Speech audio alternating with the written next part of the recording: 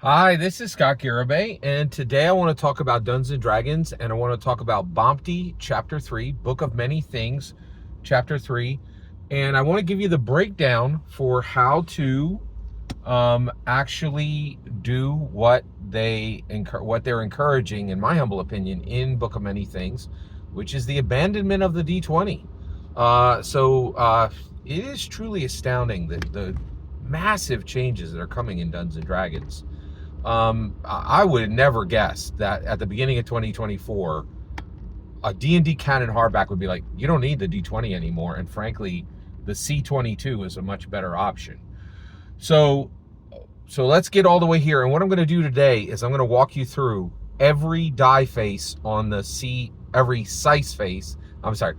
die face on the C22, which is the new premium model for generating a 1 to 20 result in Dungeons and Dragons. Now, first of all, Book of Many Things has not disallowed the use of the D20, and I think that's for economic reasons. They understand that not everybody who plays Dungeons and Dragons has an extra $100 yet. If you play Dungeons and Dragons for very long, you will. You're definitely going to be in a position to do this more than most people. Very interesting. Okay, so basically, let me just explain what the C22 is. So the C22 is using the deck of many things, the literal deck of many things that is literally in the box, right? The 22 iconic cards to replace the D20, and so the D20, the 20-sided dice, replace it with 22 cards, right? And every time you would roll dice previously, you simply you shuffle after you get your result. So you're not gonna, you just draw. You draw a card, right? And it's actually faster than rolling. It's considerably faster than rolling. And I hadn't even thought of this. Holy cow. You know what? I'm going to stay super focused here. All I'm going to give you in this video is every single die face value on the new C22. All right, so C22 is using the deck of many things, the literal deck of many things that is in the Book of Many Things, the 22 iconic cards to replace the D20. All right, so let's go through. So roll a 1. All right, so dice value 1. All right, so you would roll a D20 and you would get a 1. Instead, you draw, and the card that represents 1 is Fool. The card that represents 2 is Jester. The card that represents 3, okay, is Dungeon, okay? Also, they often pronounce it Donjon. I don't know what they're doing there. I pronounce it Dungeon. All right. 4 is Puzzle. 5 is Ruin, okay? 6 is Talon, okay? 7 is Flames. 8 is Skull, the death card, okay? 9 is Void. 10 is Fates. 11 is the Sage. 12 is the Knight, okay? 13 is the Rogue. 14 is the Gem. 15 is the Comet, okay? 15. Oh, I'm sorry. 14 is Gem. 15 is Comet. Sorry. 14 is Gem. 15 is Throne. 15 is Throne. Sorry. 15 is Throne. 16 is Comet.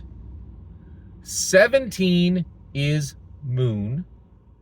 18 is Sun. 19 is Star. 20 is Balance card. 21 is Uriel, and if you draw Uriel, you, the player, get to choose any value you wish. And yes, that means that anybody using the C22 has double the chances of getting a critical, right? Than somebody who's using some cheap D20 or even an expensive D20. Even a $20,000 D20, right, is not better than the C22. And then last, the key card is dungeon master's choice. The dungeon master chooses what your die value is, and get this, the dungeon master now has a choice to give you a critical success. That's pretty nice, right? So there's 3 paths to a critical with the C22, whereas people who are, antiquated players and antiquated dungeon masters who are still using the D20 only have one way to get a 20 roll. So C22 is clearly much better, clearly designed in my humble, and all this comes out of the customizable results section from BOMT chapter 3, Book of Many Three Things chapter 3, right? And so that's every single face. And you're like, Scott, man, you just said all that. I don't know if I'm going to remember all that. No problem. Link below. There's literally a page on my site which has a complete breakdown, and list everything I just said, right? This is huge. This is a really exciting change in Dungeons & Dragons.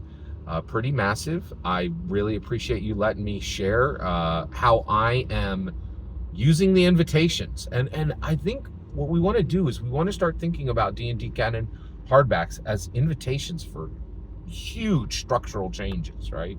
And so they're not sweeping, they're not grabbing anybody's D20 out of their hand. They're just saying, do you want your game to be good? Like abandon the D20 and abandon and move to the C22, right? Which is really interesting. I also want to make it clear, I think that this is them saying replace the D20. I don't think the customizable results section has yet prompted anyone to get rid of all of the dice, just the D20. Every single word you just heard is my humble opinion. What's important is when I get to hear your humble opinion, when you get in the comments and send your traffic, please consider liking and subscribing, and have a wonderful millennium.